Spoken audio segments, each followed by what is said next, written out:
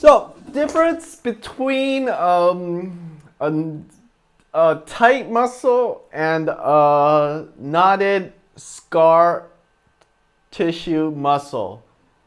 All right, so normally after you work out, your muscles are in recovery, all the blood, it's like tight, you're like, oh, I'm so sore, oh, I could hardly move.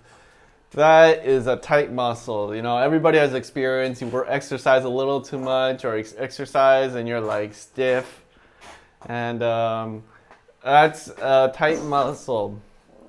But when we're talking about knotted scar tissue muscle, okay, so this is a muscle. It's supposed to stretch and then contract, right? Stretch, contract, right? But when I say this is a knotted muscle, it means that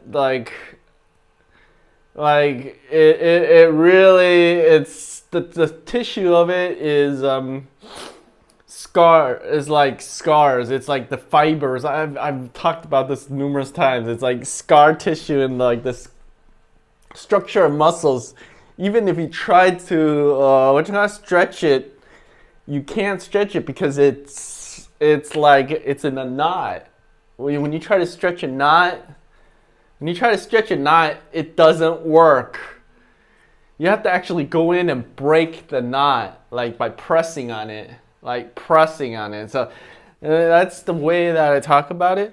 And then it's difficult because there's two. Yeah, like I said, there's two different types. A knot that is the whole muscle is in a constant knot, and a knot that is like a stretched out muscle with like little dots, like micro knots, like tiny little dots along the muscles where they're like they call it pressure points, but I don't know. So it's just difference. Yeah, that's the way I see it. But there is a big difference between a knotted muscle and a tight muscle.